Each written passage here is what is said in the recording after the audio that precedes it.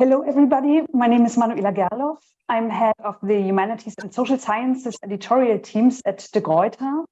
And today I will be representing the de Gruyter Foundation, a non-for-profit organization whose aim is to promote research and support exceptional scholarship, especially in the humanities. It is my pleasure to welcome you to the third conversation in our series of discussions called Humanities for Humans, organized in partnership with 1014. With our series, we want to bring scholars together from a variety of academic fields to help generate a better understanding of what humanities are and what role they can play in today's complex world. And I'm Katja Donovan, Executive Director at 1014. 1014 is a non-profit organization, a space for ideas for transatlantic dialogue and exchange on pressing global topics. In today's conversation, our experts will talk about systemic inequality, how it figures in the US, Europe, and beyond, and how to combat it from a humanities perspective. But before we get started, I would like to thank Professor Irene Kacandes, curator of our series, as well as our two experts, Professor Robin Kelley and Professor Bruce Robbins, for joining us today. Thank you so much for taking your time and being with us today. And with that, I'd like to hand over to Professor Irene Kacandes, who's a publicist at de Gruyter and a 1014 board member, to introduce our experts and moderate today's discussion. Thank you so much. Irene, the floor is yours. Thanks for that welcome, Dr. Gerloff and Dr. Donovan. A very warm welcome from me, Irene Kacandes, to our online audience and to our experts. Good evening, good day, and good morning to you on both sides of the Atlantic and across this North American continent. For the audience, you can put comments and discussion into the chat box as they occur to you, and please put direct questions into the Q&A function, formulating those as briefly as possible. I am going to pose the ones we have time for towards the end of our session. Please also consult the list of readings, which is also being put into the chat to help you pursue this huge topic beyond this session, which, given its short length, aims to merely suggest directions for thinking anew about inequalities. So let me introduce the humanities scholars who are speaking with us today. Robin D.G. Kelley is the Gary B. Nash Endowed Chair in U.S. History at the University of California, Los Angeles. His books include Thelonious Monk, The Life and Times of an American Original, Hammer and Hoe, Alabama Communists During the Great Depression, Race Rebels, Cultural Politics and the Black Working Class, Yo Mama's Dysfunctional, Fighting the Culture Wars in Urban America, and Freedom Dreams, the Black Radical Imagination, reissued last year to commemorate its 20th anniversary, and about which Professor Kelley has been hosting an online series of fascinating conversations with young scholars, activists, and artists. His book, Black Bodies Swinging, A Historical Autopsy, is expected next year. Bruce Robbins is Old Dominion Foundation Professor in the Humanities at Columbia University. He previously taught at the Universities of Geneva and Lausanne in Switzerland, as well as at Rutgers. His most recent books are Criticism and Politics, A Polemical Introduction, The Beneficiary, and the co-edited volume Cosmopolitanisms. He's the director of the documentaries Some of My Best Friends Are Zionists and What Kind of Jewish Shlomo Sand. Professor Robbins is currently working on a book about atrocity. The subtitle that's missing from his volume, The Beneficiary, and that's relevant to our topic today is Cosmopolitanism from the Viewpoint of Inequality. Professors Kelley and Robbins were institutional colleagues for a few years at Columbia, and it is a true honor for me to welcome you both to Humanities for Humans. So let's get this conversation started. I have a brief introduction. While inequalities of various types seem to be endemic to the human condition, many people would argue that we're currently experiencing an explosion of inequality. In its January 2023 report, for instance, Oxfam proclaims that world poverty has increased for the first time in 25 years. We could cite all kinds of statistics to back that up.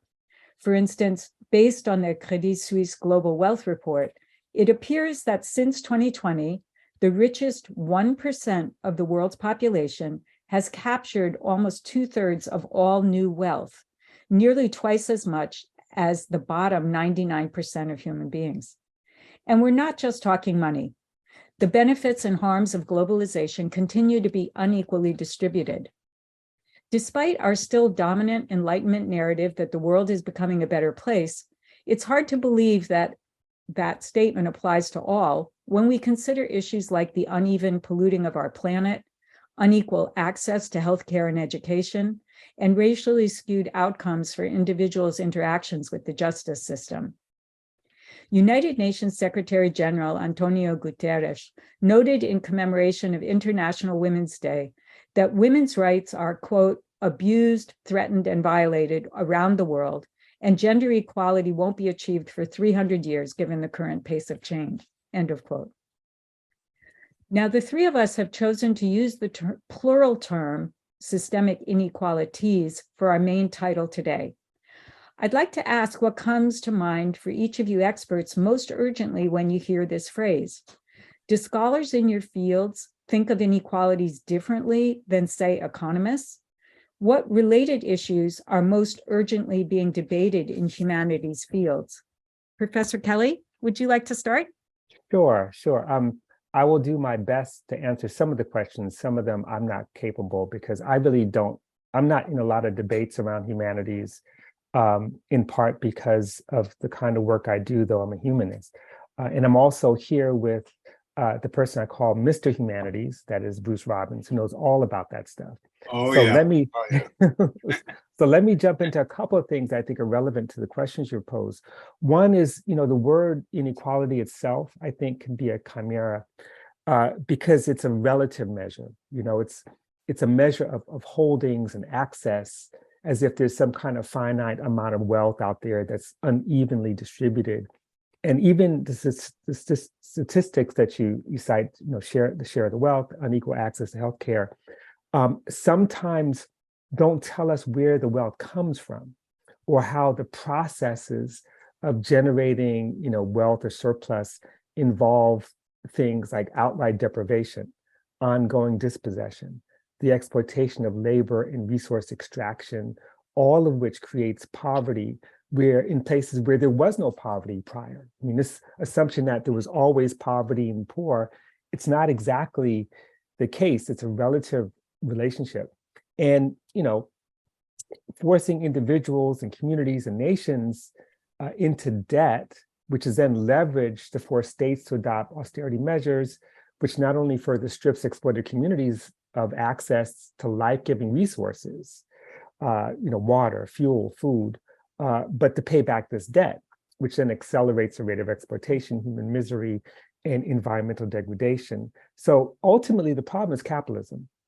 It's not a matter of a global or national balancing act, but of exploitation. And let me just say, there's a differential exploitation, which we'll talk about later, but let me just say a couple things about how we got here and if I have time in my 3 minutes left, what's the long and short term of it. So in terms of how we got here, there's a long story. In other words, I would think of it not so much as an explosion, but a series of explosions. And the one book I should have included on the list was Walter Rodney's How Europe Underdeveloped Africa, which demonstrates how the current kind of global economic structure has its origins in slavery, not just theft and exploitation of African labor, but like the massive social violence and human destruction and instability, which is a result of 400 years of constant war. There's that. But he also talks about how colonialism actually not only paid for itself, through the colonial state, taxation, forced labor, surplus, military conscription, currency boards, all this stuff, looting art, for example, which is something we could talk about. But he also shows how this exploitation of African resources and the use of forced labor actually saved Europe during the Great Depression, for example. It kept Europe afloat. And of course, this resonates beautifully with Bruce's reading of Orwell's dilemma in his incredible book, The Beneficiary. But I want to just leave us with two things before we open up the conversation. One, colonial exploitation also created a colonial elite whose tool for its reproduction as a class was the state itself. So when we talk about inequality between nations and within nations, that inequality within nations has a much older source. The second thing is that while some of the surplus might have alleviated the conditions of working people in the West, in the global North, whatever you want to call it, the US, colonizing countries, not all classes shared the colonial exploitation or the wealth equally. And this is a slight revision on Walter Rodney. Instead, the acceleration of production, new access to raw materials, and expanding markets actually strengthened the position of labor in what became known as the global North.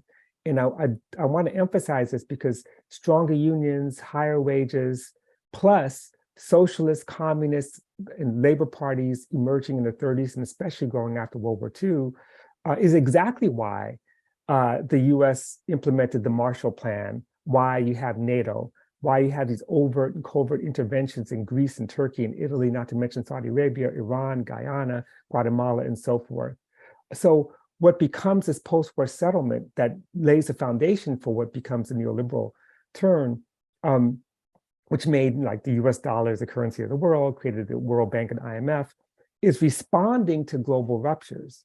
In other words, when we talk about structural inequality, it's not just a matter of a structure that's a machine. It's always responding to a product of these struggles.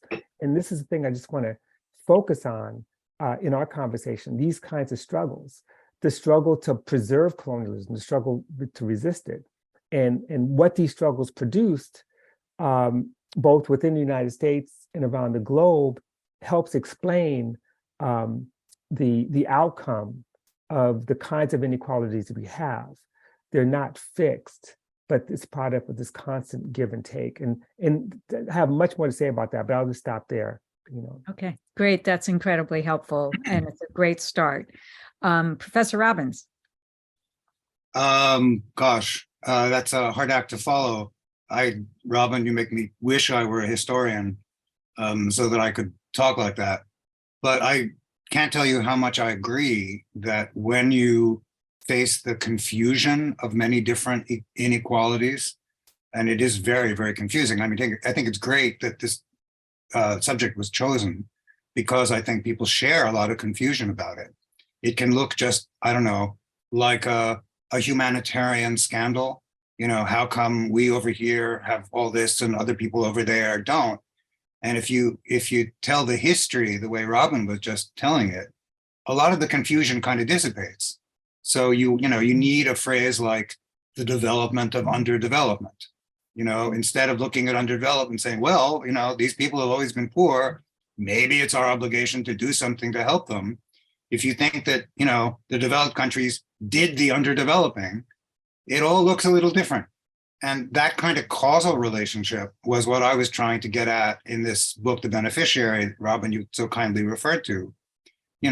Instead of thinking about this in humanitarian terms, I'm a human, they're humans. I have, X more dollars than they do, and I have more to eat, and they have less. Maybe as a human, I should do something. It really looks different if you think there's a causal relationship between your prosperity and their, not having anything to eat.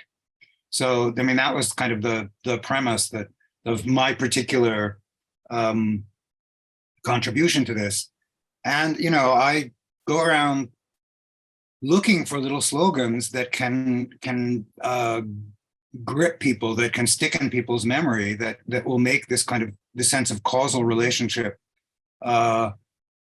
really vivid and carry people beyond just a humanitarian consciousness of inequality. So another one that Robin knows better than I do is no Manchester without Mississippi.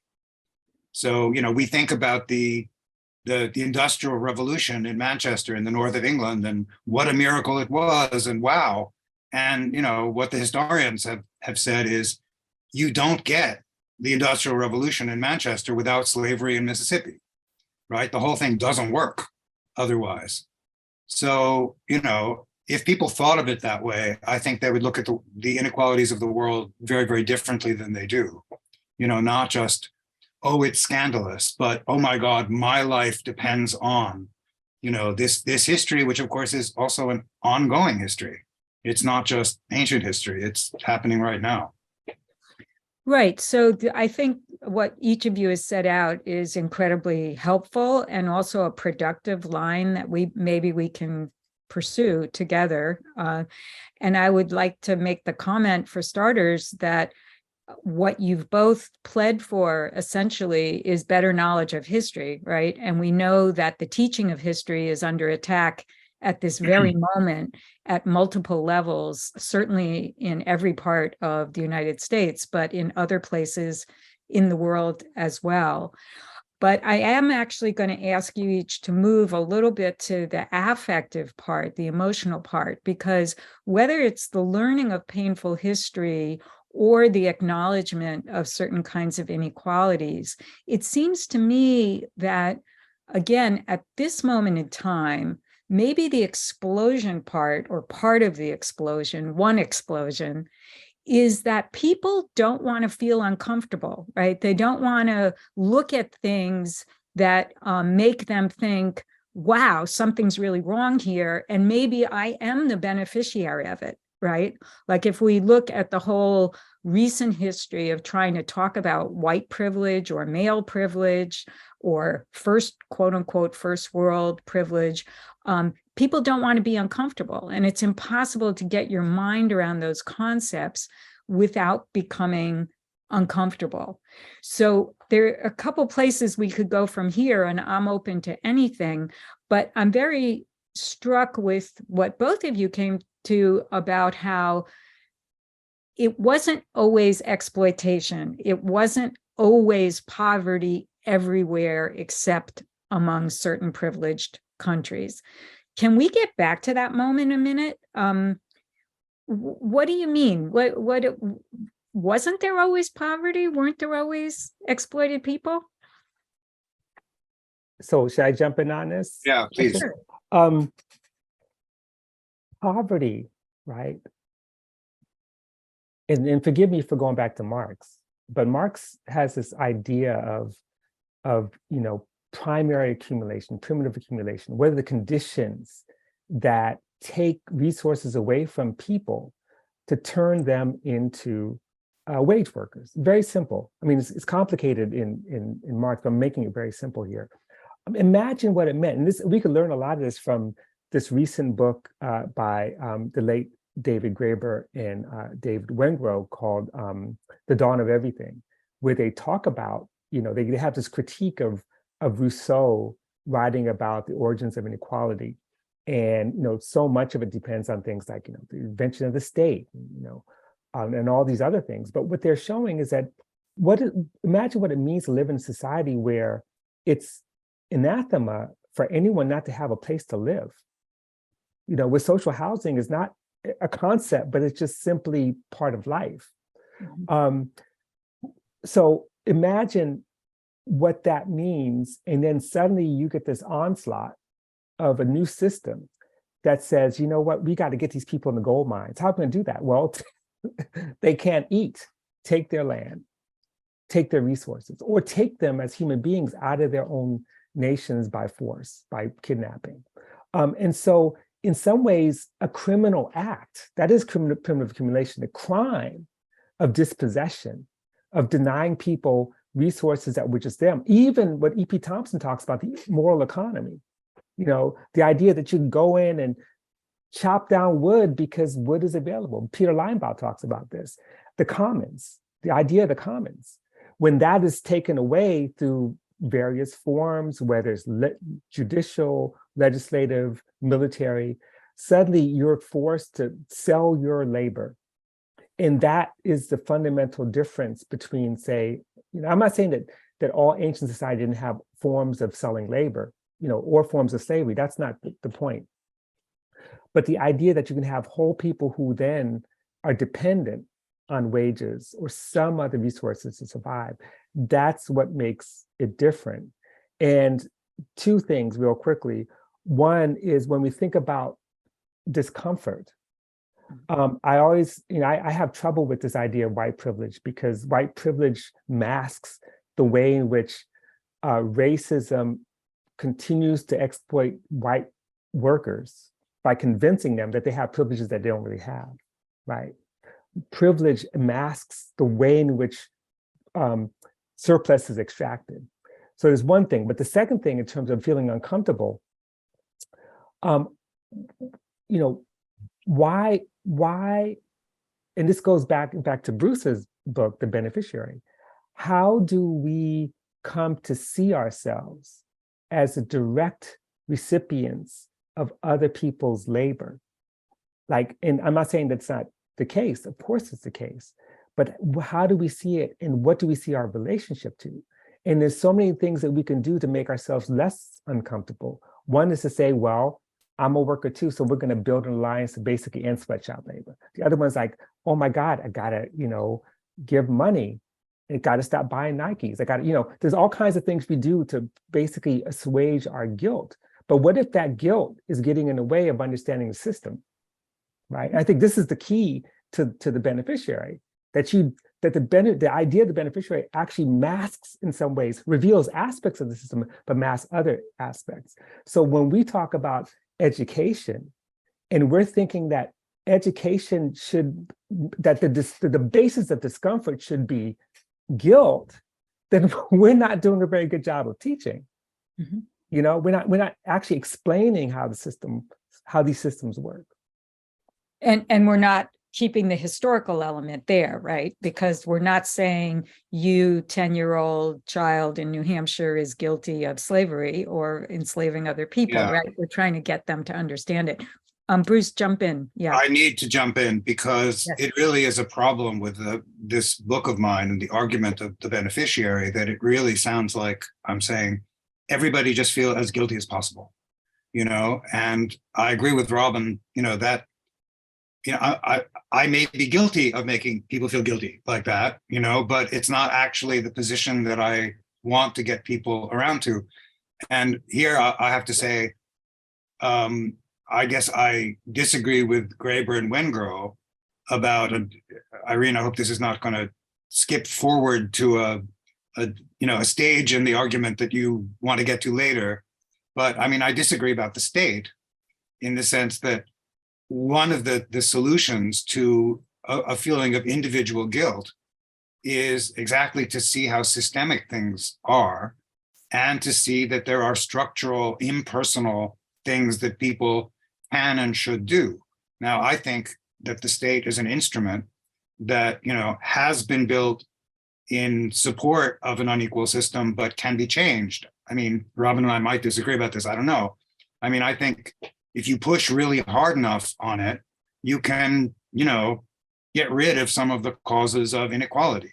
So maybe this, I hope, again, I'm not saying getting out of order here, but when I think of systemic inequality, I think common sense is going to look all the time for bad apples. When civilians were being killed in Vietnam, it said, well, it was a few bad apples. It was, this individual, that individual, and it was systemic. It wasn't a few bad, it was policy, right? It was government policy, it was military policy. And the same with our financial system. I mean, the lawyers and the lobbyists have got it so that you don't need crooked financiers, frankly. I mean, we have plenty of crooked financiers. It's not that, that they're not there, but there's a system that also allows them to do crooked things and allows them to do those things legally.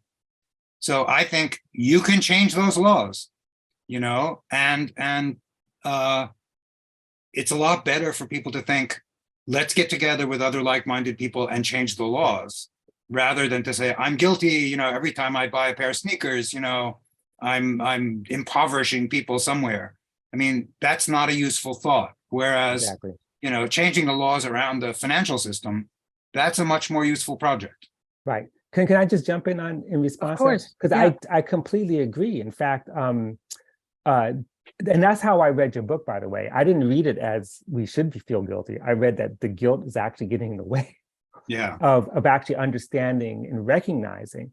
But let me just give you a specific historical example that everything you said, Bruce, is absolutely right. The critical moment after World War II was a moment where working class organizations and landless peasants and others conceived of the state differently. They saw the state apparatus developed under fascism, right? This is the fascist state.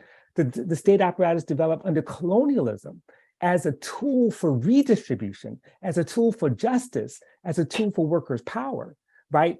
Based on a new set of values that's against militarism. And this was the dream, but that was the dream that was beaten back. So much of the interventions and the struggles were about beating that back. And we'll talk more about the G77 and other things later, but think about, what it meant at the moment when the United Nations was formed. And W.B. Du Bois says, what we need to do is declare colonialism a crime against humanity. And they're like, hell no, we can't do that because that's getting in the way of sovereignty of the colonizing nations. And it's about preserving, we have to preserve the Anglo-American alliance, right? It's more important than the plight of 750 million people in Africa, Asia, and the Caribbean. That was an option, but it was an option that was defeated. And in the United States, the state, the welfare state was supposed to, the workers' welfare state was supposed to expand the social wage. But what did they do? They basically, limited the welfare state. They, of course, extended higher wages, which is great, but then continued to create or expand a racially segmented labor market and other benefits for white workers at the expense of workers of color, and especially migrant labor. And those benefits included things like an exclusionary housing market that enabled white working people to leap into the middle class through home ownership in segregated suburbs. It was like the Faustian bargain that was made in order to shore up one section of the working class to reduce the possibility of a state that could actually be expansive and provide for the people and expand the social wage. And that's where differential inequalities actually make a difference. It's not natural, but it's building on those differences to produce an outcome that may give someone a carrot and in others a stick. Okay, so we're at a really crucial junction, I think, because I want the audience to come with us the whole way here. And I feel like we need a little bit of a pause when we say systemic inequalities of a certain type, and we've been talking mainly about the capitalist nation-state system. I feel like we need to tease that apart a little bit. What's the systemic part doing and not doing, right? Would one of you be willing to take that on? What's the difference between saying systemic inequality and just inequality in healthcare or inequality in wages? What's it pointing at that we should be understanding, that we should be grappling with? I talk too much, so I'll let Bruce handle it. No, please go ahead. I'm freezing on this one. Oh, sometimes the best way is through example, but to make that's fine. Examples are great. To think about it in sort of abstract terms. I mean, much of what we've been talking about are examples of how systemic, I don't want to say systemic inequality, because inequality is the outcome of the system. Okay. And so these are systems. If you have a system like, let's take the more recent manifestations of our economic system, the kind of neoliberal system. Several things. Systemic means both how systems work, structures, but it also means ideology. So if you think about what we've inherited in terms of the way capitalism changed since the 1970s, the market economy is a thing that is driving legislation, It's the idea of eliminating regulations itself. It's ideological. The idea of privatizing virtually all spheres of life as a way to organize society. The idea that the government's role should be minimal. So here's a place where the ideology of neoliberalism then, of course, produces the outcome, which is a system in which policy decisions and processes are in many ways driven by basic assumptions, like the role of the states not to provide for the poor or expand the social wage. The role of states and municipalities is to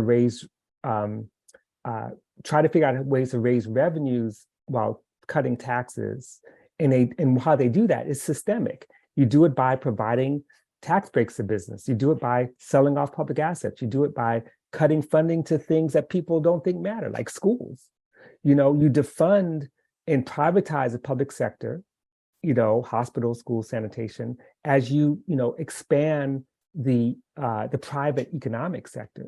And all that, these are human decisions that are based on ideological conventions and assumptions that actually have this machine operating. So we take a place like Flint.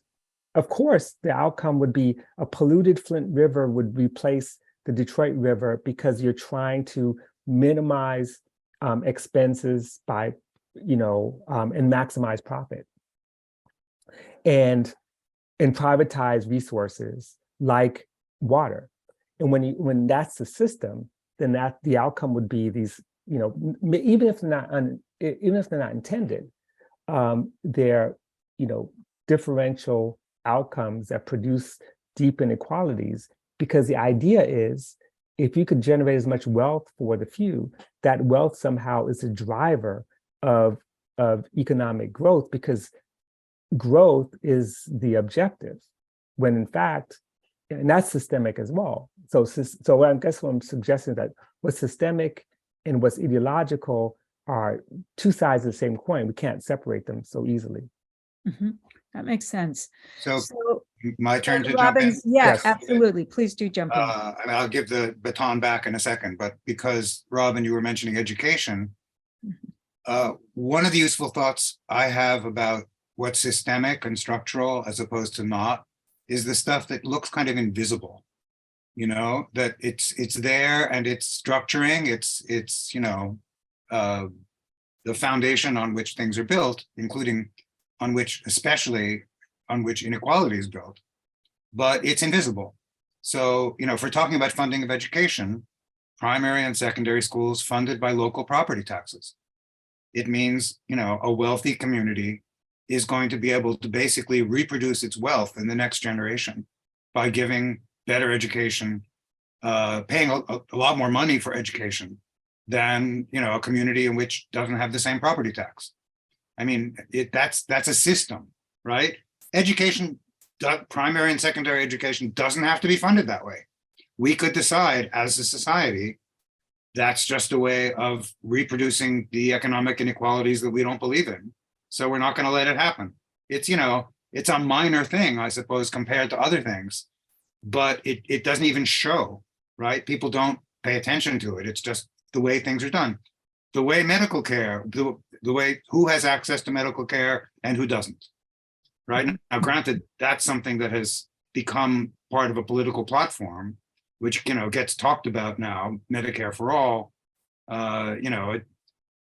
This is probably too soon to be talking about strategies. I know that you wanted to. No, it's not. Nothing's too soon. Our time together is so short. There's nothing that's too soon. I too would love to see the revolution. I hope it's next Tuesday. But, in the meantime, let's have Medicare for all, let's just expand the access to medicine. It would have an enormous impact on the existing inequalities of life out there if, there were much more equal access to medical care and to, the best possible education and so on and so forth. These, services, and Robin's right. I mean, it's a neoliberal ideology that gets in the way of, that kind of reform happening. Okay, that's helpful because we can take this now someplace I do want to go with both of you, which is to understand intersectionality and what that really means. And I'm just can't help myself from making the comment that luckily Governor DeSantis hasn't outlawed use of the term yet. Just wait. So let's think about intersectionality in relation to healthcare, for example, right? Because there was a very, very powerful study that was done recently by the National Bureau of Economic Research that talked about the Black-white gap in infant and mother mortality, right? And health in general and mortality. And they had access to a huge amount of data from the state of California. And the ultimate conclusions of that study were that it's not just money. This is what I want to get at. It's not just money. Even when Black women came from very wealthy circumstances, their mortality rates and their outcomes in relation to giving birth were significantly lower from white women in general, and certainly from rich white women. So the conclusion was, it's not race, it's racism, as Tiffany Green said and was quoted in that New York Times article. It's about the environments where we're living, where we work, where we play, where we sleep. And they had a very interesting way of thinking about their conclusions. So they looked at Sweden and found out, again, that money wasn't the issue. They were getting better outcomes in Sweden for immigrant women. And we know Sweden has some problems with immigration right now, but immigrant women were getting better outcomes in Sweden than relatively wealthy Black American women, okay? So this is pointing at a problem with healthcare itself, right? Implicit bias. And if I could be a bit ahistorical, Robin, you have to forgive me, but I'm going to step back for a second to 2020 and the disaster of COVID-19 for minority communities, especially in the United States, but in other places as well, where the rates of infection and the rates of death, especially in those early months, became very obviously differential in Black and minority communities versus white communities, right? And there are many factors that experts analyzed for that result. But to stick with the wealth idea, I'll give you one specific example. Some people in the audience will remember the absolutely heartbreaking story of a Black American doctor named Susan Moore, who wrote on social media about her request for pain medication in the hospital as she was suffering from COVID-19, which she was not given. Her claims of pain were essentially ignored by the staff. She was actually discharged, and she died within 2 weeks of her discharge, right? So this was a woman who not only was highly educated and has had a certain amount of means and was in the hands of the healthcare system, but was not heard, right? So how do we help each other understand the intersecting forces that are leading to these very unequal outcomes? How do we help other people understand it? How do we help other people get alarmed about it? How do we make some changes, like you were just saying, Bruce, about Medicare for all, right? So I've had my pitch, and either one of you, if you wouldn't mind catching the ball, I'd appreciate it.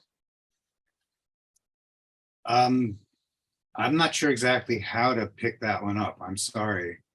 My understanding of intersectionality doesn't intersect, to be honest, with the complicatedness of that anecdote. The anecdote is so powerful that you kind of don't know where to grab it from. When I think about the unequal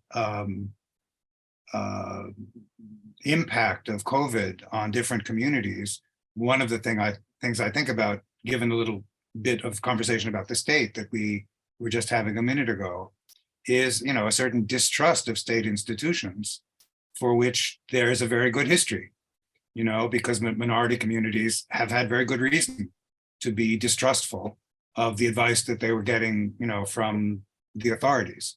Now, that's probably not, again, relevant to the story you just told. Unfortunately, like I said, I can't pick that one up. I don't know how to pick it up. Sorry, Robin, go ahead. I think, well, what you said, I think is really, really important. And I guess I wouldn't, intersectionality works, no question about that. But another way to think about it is sort of the gendered and racial nature of capitalism itself. We call it racial capitalism, gendered racial capitalism. And in fact, let's go to the COVID-19 example, because you're right. It's been presented as a great equalizer, and we've heard that before. But let's go back to something Bruce said about the state. And that is, let's talk about the CARES Act. So the CARES Act, we know, was used to bail out big oil companies, but some of the money was supposed to go to hospitals. $175 billion was earmarked to hospitals and healthcare providers. Most of it benefited hospitals that had wealthier and therefore whiter patients. Why? Because the payouts, remember, the payouts are based on net patient revenue, meaning that the more money patients paid for care, the more money the hospitals were entitled to. It's a Trump era act, but still the Democrats would do the same thing. So what does this mean? It means that community health centers, public hospitals in poor areas where the patients are more likely to be on Medicaid, who receive less money, more likely to be people of color, they got less money. But what's worse is that one of the reasons the state was so inept, by state, I mean both at the federal and state level, was so inept at responding to COVID was because of privatized healthcare. And this goes back to what does it mean to have Medicare for all? Well, if you have privatized healthcare, it's captured by who? By private equity. Private equity firms, we could name them, Team Health, Blackstone, Apollo Global Management, all those, Carlyle Group. They deployed all this money, I think it was like $340 billion to buy healthcare related operations around the world. What is that?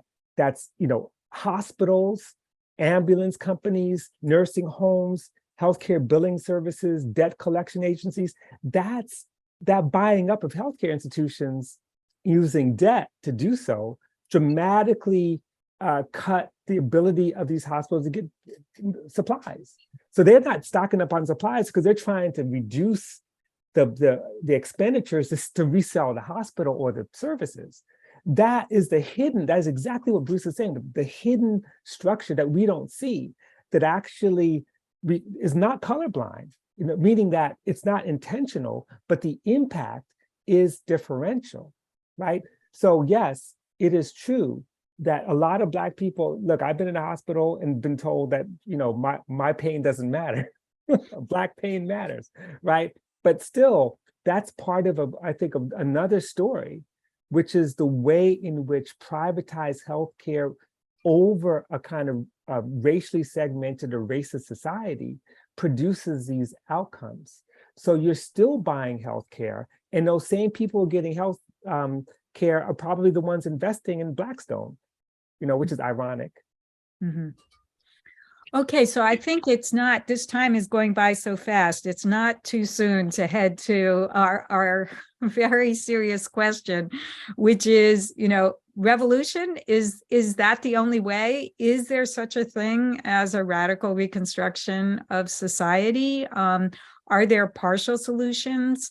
As the subtitle we gave for this session phrases it, is change possible at all?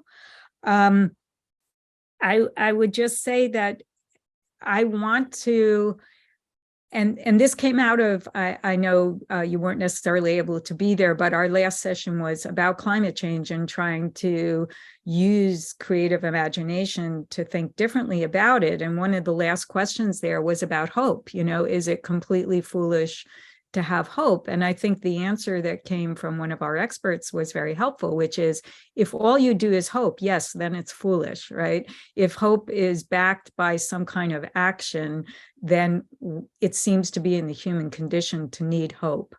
So I would appreciate it very much in the name of the audience, as well as myself, if each of you might speak to, and again, it could be historical examples. I know Federici, whom you cited on the reading list, she has some concrete examples. Bruce, I don't know what examples are in your mind, but if you could each please take a little bit of time. Yes, it would be great if there was a major revolution on Tuesday, but if it's not looking that way, so are there any things we could leave with our audience, historical situations they should study for how people came together to make their lives better? Or are there things like in this study about infant mortality? There were some concrete solutions that were proposed by this study, and I'll just list those quickly to not back off the hard task that I'm giving each of you. They were talking about the importance of diversity in the medical workforce, right? We have to get students into medical school of all backgrounds, right? We have to help make sure they graduate and become doctors and nurses. Cash transfers, right, to low-income women. That cash can help when you're pregnant and you want to feed yourself, right? Improving the actual physical environments of Black and minority communities in this country, right? So by the time a woman's actually pregnant, it's almost too late. So we've got to intervene in some of these other areas earlier. Okay, so that was my example, and I can close it off, but Robin, I know that you've worked, for example, on this incredible movement of Alabama communists in the 1930s. Are there some concrete lessons that we can take about communal action from that? Making a parenthesis, Federici is also very profound in stating that a lot of solutions need to be local, right? They're not transferable necessarily, but are there any transferable lessons from that historical situation or a different one that you'd like to cite? Well, yeah, I guess I think of it differently. Like, okay, there's no shortage of solutions. We've never had a shortage of solutions. It goes back to what I began with, and that is that change is the product of struggle, not struggle for smart ideas, struggle against forces that actually benefit from the system that we have. And to me, there's the whole history of the world, of the world under capitalism, say the whole history of the United States, is this constant struggle. That's why we have a labor movement. I mean, if you go back to the one last thing you said, you talked about cash transfers. Well, how did we actually expand cash transfers for families, particularly so-called female-headed families, but women who are dealing with poverty and unemployment? Is through the National Welfare Rights Organization. In their struggle, they actually succeeded. And then of course, that was all rolled back under the neoliberal order. You think about like how much money, I think Oxfam calculated the value of unpaid household labor was $10.9 trillion a year. In the US, $1.5 trillion a year. Imagine if women were actually, if not just women, but anyone who is a caregiver of family gets paid for that. That would solve a lot of problems. So let me just say one last thing about this. The one example I love to give, one that Vijay Prashad always presents, is the New International Economic Order, where the NIEO, this was the G77, where 77 countries of the global South came together and came up with a plan to reduce inequality. It wasn't even necessarily anti-capitalist, but it asked for things like the right of states to control the extraction and marketing of their domestic natural resources. It asked for the establishment of state-managed resource cartels, like OPEC, for example, transfers of technology. Could you imagine that, or patents on pharmaceuticals, granting preferential trade preferences? In other words, no more free trade policies that actually undermine the global South. Debt forgiveness. Imagine if that had won. We'd be in a different situation. But what happened? It wasn't that it failed because it was a dumb idea, people didn't get behind it. It's because the G7 was formed in opposition to the G77. That's where they come from. That's Kissinger and them. They're like, we're going to basically wage war on these people. And they won. You know, Dr. King had a vision of how society should be in 1968, and that vision lost. It lost. It wasn't just bad or dissipated or couldn't win, because you don't win by simply getting people to change their minds. It was force and violence that destroyed those movements. And that's what we're up against. So of course, we have to have hope. We have to have determination. But, you know, the only way that we can actually make real change is at the local, national, state, global level is to struggle for power. And that power is the only way that we can implement these kinds of changes. Bruce? I couldn't agree more, but I'm a literature professor. I can't give examples, you know, the way Robin was just giving examples, or Irene, frankly, although you're also a literature professor, the way you were giving examples. I mean, literature people are just not good at practical shit. We're just not good at it. So my sense of hopefulness is a little longer term. I mean, I feel like what we're trying to do is change common sense. And, you know, I'm encouraged by examples of common sense that really has changed, and also kind of inspired that common sense, you know, can change more. I think, again, this goes back to systemic inequality, the way people think about crime and the way people think about drugs, and the relation between drugs and crime and incarceration. It seems to me that there is a common sense there, unfortunately, not a very helpful common sense, which is visibly in the process of changing. And it's visibly in the process of changing because there's a movement. You know, there have been books written and statements made, and people are saying, you know, maybe the way I thought, well, there's a crime, it should be punished, you put the people in jail, it all makes sense, you know. Well, and people are sort of coming to the conclusion, it doesn't make so much sense. And what you get is systemic inequality. I feel like I'm better at trying to change people's common sense little by little in the classroom than I am, you know, out in the street, even though ultimately I think, Robin, you're right. I mean, it's going to have to be a matter of power, but I think that in order for the power to shift, there has to be a shift in common sense too. People have to be ready to do it, you know? And study more history, right? So with your permission, I'm just going to read. We have received a few questions, and I'll just read them out without editing them. And if either of you wants to respond, that's super.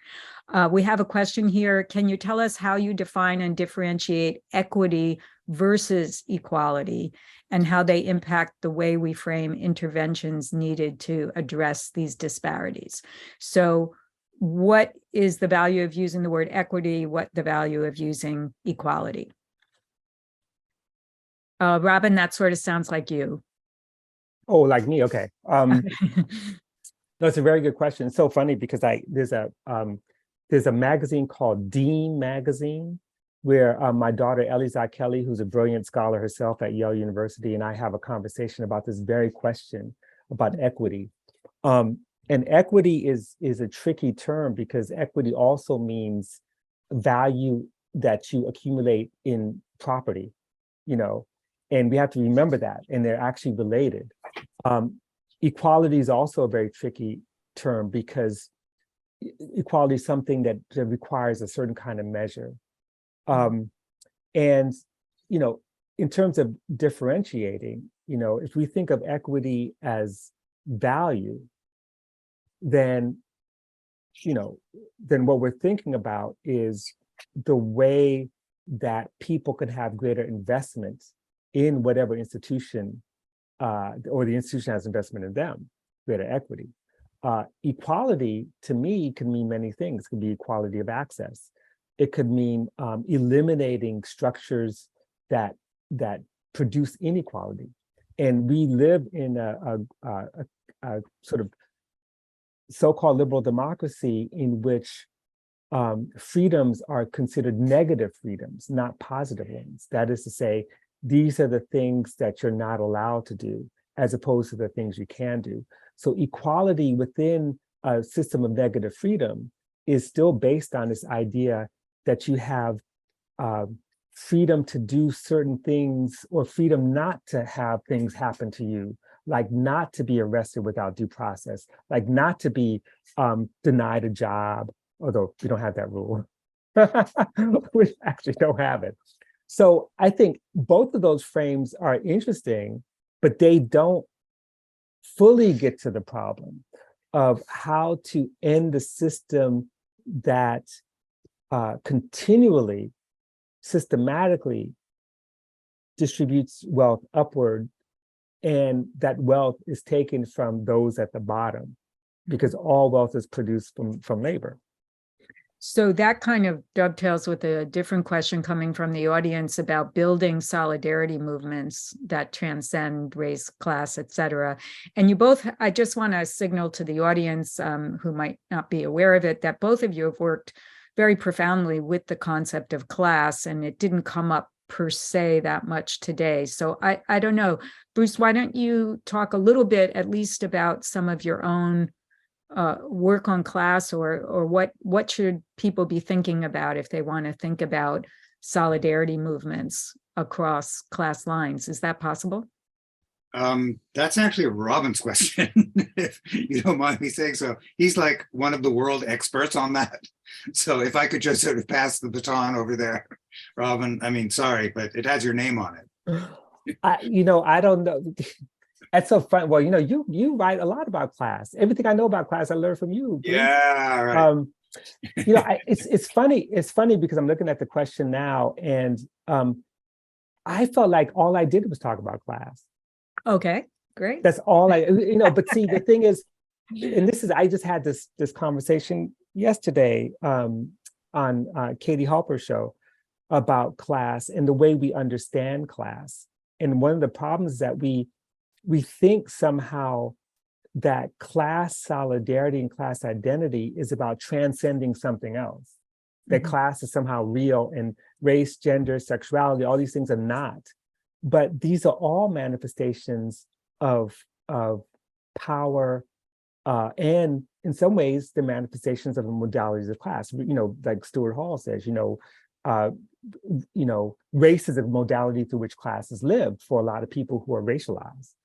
And if that's the case, it's not as if the racism that we see or the transphobia and the war on anyone who's considered non-conforming is not a class struggle.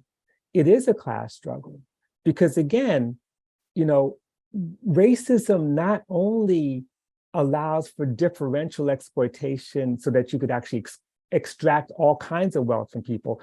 Take a place like Ferguson, Missouri, which is like many other municipalities, where it's not just, exploitation of labor, but exploitation of people's vulnerability to policing that allows them to use ticketing and fines to generate revenue for this county, right?